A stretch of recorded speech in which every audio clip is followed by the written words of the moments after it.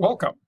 In previous videos, we introduced the SQL select statement, and we demonstrated how that statement could be used to retrieve rows or records stored in a database.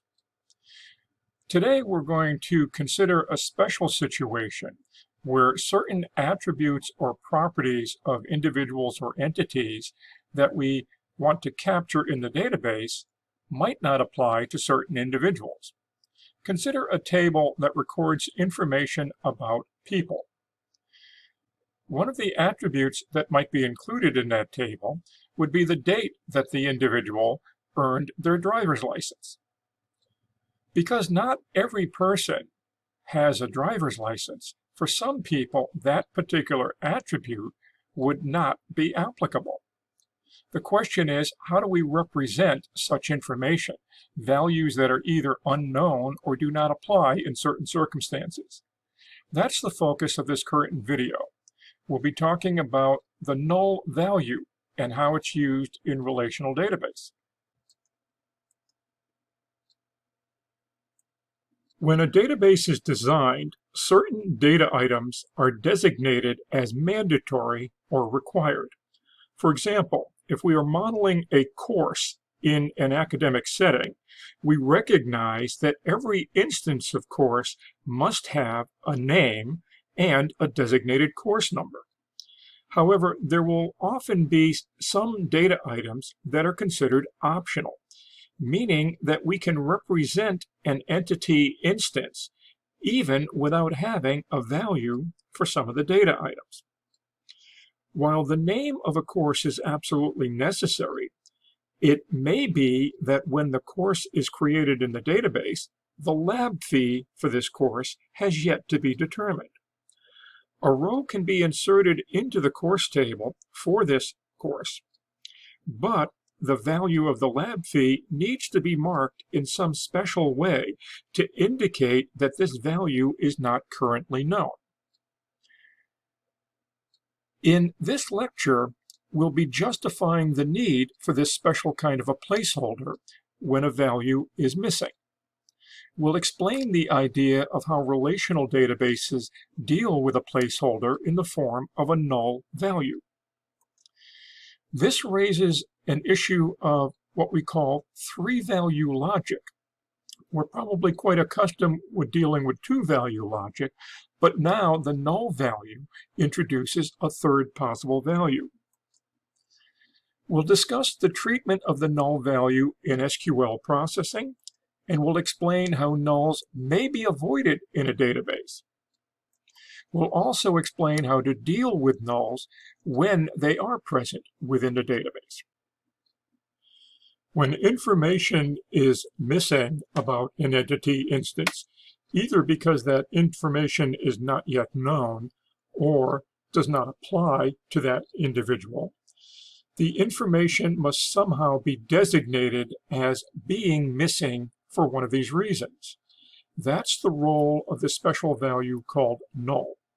The null value is not the same as 0 in a numeric column. It's possible that if you ask, how many items do you have? Someone could say, I don't have any. They have 0. But if you don't know how many items they have, you don't put 0. You want some special indicator that signifies unknown. So null is different than 0 for a numeric column. Likewise, it's not the same as a space or a blank in a character field. To present sample queries on this subject, we'll be introducing a special table called NULLTAB, which contains a spectrum of null values. The way the null value is displayed when returned in a query result is system dependent. SQL Server from Microsoft will display the string NULL when the value of null is present in a particular row-column intersection. The same is true of Oracle's SQL Developer tool. Some other tools may simply show the value as a hyphen. But again, keep in mind that although it's displayed as NULL or as a hyphen, this is not the value that's stored there. This is simply a symbol to indicate that null value is the value present in that location. So within the NULLTAB table, there are many null values. It's the presence of these null values that we wish to address through our sample queries. The treatment of null values by the database system has been criticized by many, perhaps rightly so, as the semantics of queries can be tricky and unclear when nulls exist within the database. SQL allows us to formulate arithmetic expressions using values that can be taken from a row in a database table. When we have such an expression and it involves at least one unknown value, the result of the calculation will also be unknown or null. Consider, for example, taking the value in column A and the value in column B from the same row. And what we wish to do is to produce the sum of these two values. With the row that has a P key value of 1, we have 10 and 20 that are being added, so clearly we can determine the result. It will be 30. But in the row with a P key value of 3, column A has a value of 160, and column B has a value of null, which signifies unknown. So if I were to say, add some unknown amount to 160, what do you produce as the result? Well, the result must be unknown because you don't know what's being added. Also consider the row with P key value of 5, where both col A and col B are null. You add an unknown amount to another unknown amount. What is the sum? It's unknown. And the same is true when performing other arithmetic operations, such as subtraction. So the arithmetic expressions that are supported by SQL include addition, subtraction, multiplication, and division. When at least one of the values in the expression is null, the entire expression will evaluate to null. If we consider the values in a column, say we're applying an aggregate function, such as sum, average, max, and min. If the same processing logic was applied, then what we would expect is if there was a single null value in the argument column, the aggregate function would return null. However, treatment of values by the aggregate functions is a little bit different. When you have a null value in the column that is passed as an argument to the aggregate function, the null value is simply ignored. It doesn't participate in the function. In our discussion of aggregate functions, we introduced three forms of the count function. Given your understanding of the null value at this point, each form of the count function should now be clear. Remember, count asterisk simply counts the number of rows that satisfy a predicate. It has nothing to do with values stored in any of the columns. Yet count col A and count distinct col A would be affected by the content of the columns.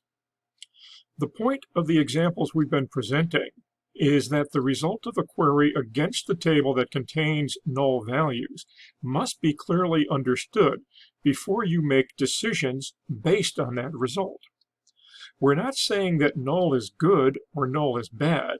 We're simply indicating that when null is present in database tables, users who query these tables must recognize that the presence of this special value can affect the results of the query. The following query uses two apparently equivalent mathematical expressions. We would expect them to produce the same result, and this would be the case if there were no null values in column A. But given the fact that the system performs computation with values from the same row in a different way than it performs computations with values from different rows, what we have is two different results. The sum of col A will total all of the non-null values in column A, regardless of what's in column B. The sum of column B, similarly, will compute the total of all non-null values in column B, regardless of what is stored in column A for that same row. But when we take the sum of col A plus col B, then it is possible that a non-null value from one of the columns can be lost by adding to it a null value from the other column in the same row. That explains the difference between the values of these two expressions.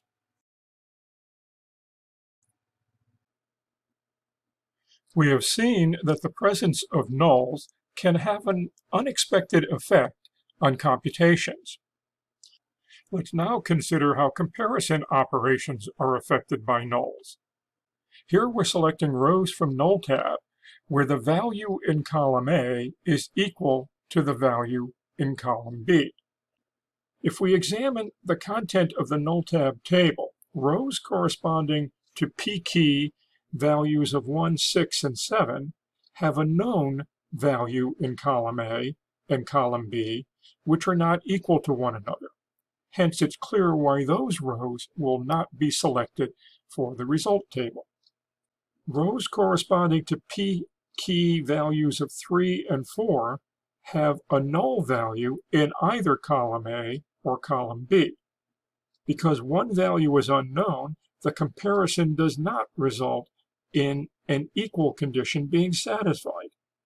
Hence, these rows will not be selected either.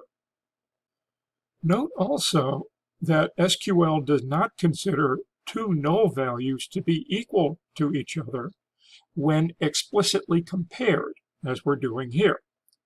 Furthermore, two null values cannot be considered not equal to each other when explicitly compared. Thus, the output of this query consists of just a single row.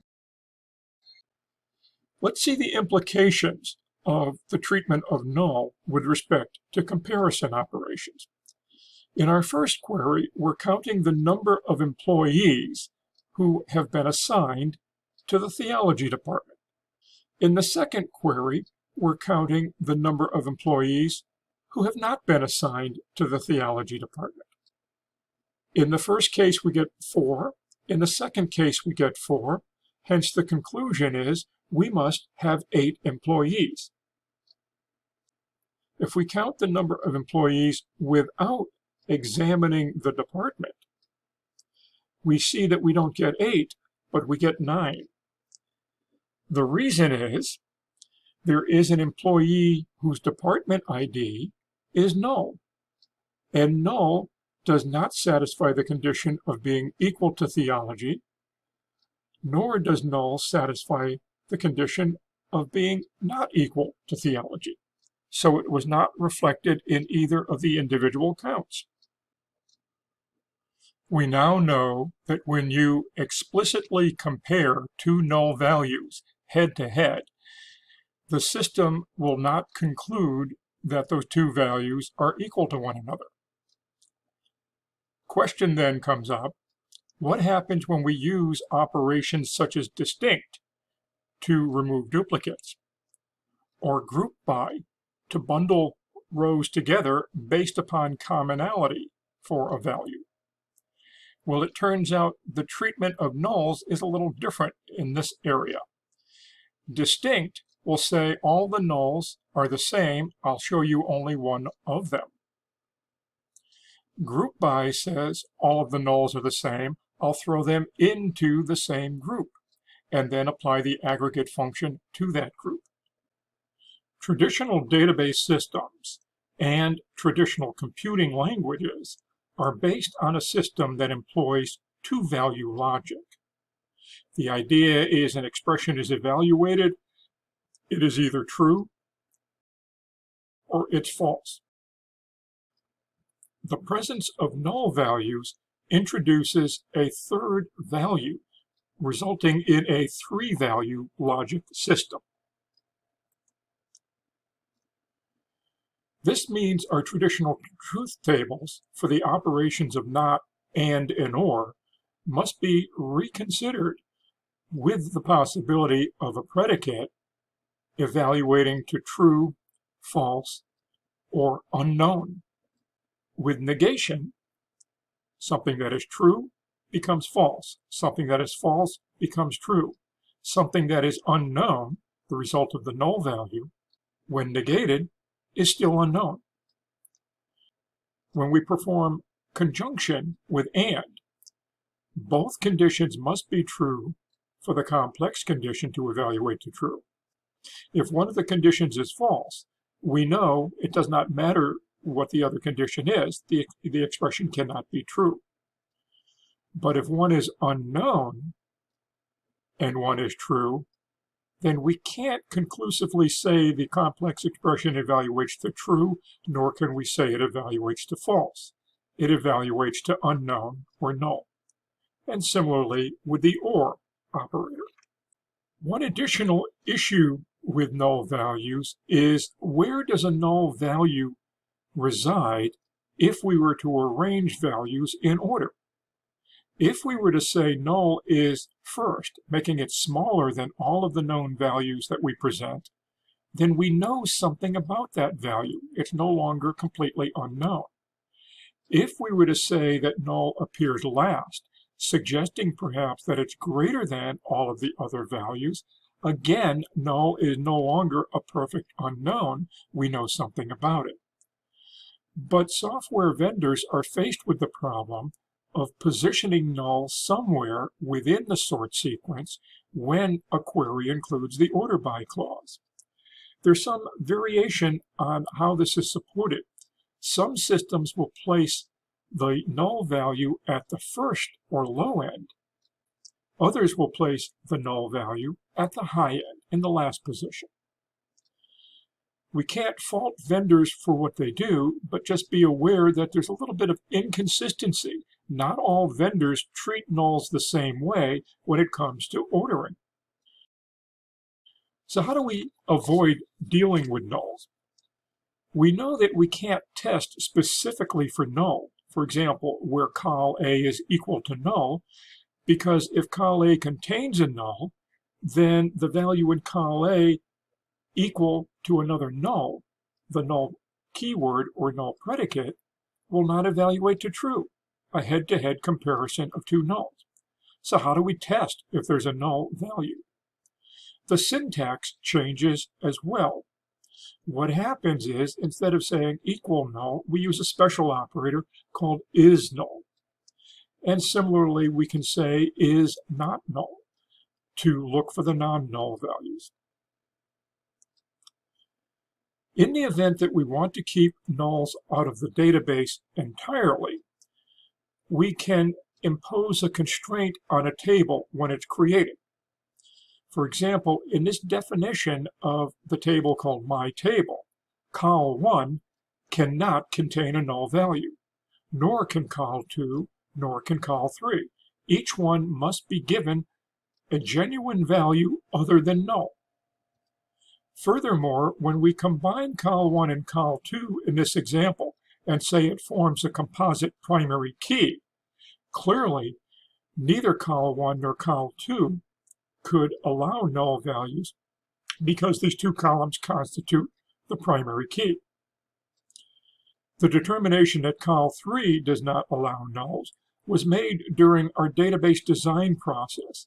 During data modeling, we say every instance of a myTable entity must have a known value for col3. It's mandatory, therefore not null. In the event that nulls are in the database and we want to deal with them somewhat gracefully, we can use an ANSI standard function called COALESCE. COALESCE accepts a list of arguments and returns the first non-null argument in that list. In this example, we're selecting the employee name and also the department to which the employee has been assigned. Remember that in our staff table, 8 of the 9 employees have an actual non-null department. So when department is passed COALESCE for each of the 8 rows, we'll see the actual value stored in the column. But when we get to the row for Da Vinci, the employee whose department ID is null, then the value in department is null, so we proceed to move to the next value in the COALESCE list, which happens to be the literal n/a. So when Da Vinci's row is produced here, we'll see the name for Da Vinci, and we'll see under the department column n/a. COALESCE is an ANSI standard function. Prior to the adoption of this function by the ANSI standard and software vendors, commercial database systems improvised and provided their own null replacement value. Oracle used NVL, DB2 used value, and SQL Server used isNull. These vendors continue to support these functions in addition to the ANSI standard COALESCE. Using the ANSI standard function would be preferable if you're writing code and you're interested in portability, being able to write the query so it performs in Oracle and then in DB2 and SQL Server without the need to modify the query. In this video, we introduced the null value. This value serves as a special placeholder in relational database. When an attribute of an entity instance does not apply to that instance, or when its value is not known at the time the instance is created, we can insert the null value as a placeholder. We discuss some potential concerns due to the presence of null within database tables. These concerns relate to things such as the evaluation of functions or expressions. While the use of null as a placeholder in relational databases has been criticized by some folks, our objective was not to pass judgment on the decision to use this value, but to enlighten you as to how this value works and become aware of the potential pitfalls that might arise. So until next time, stay safe and enjoy this new bit of knowledge and understanding.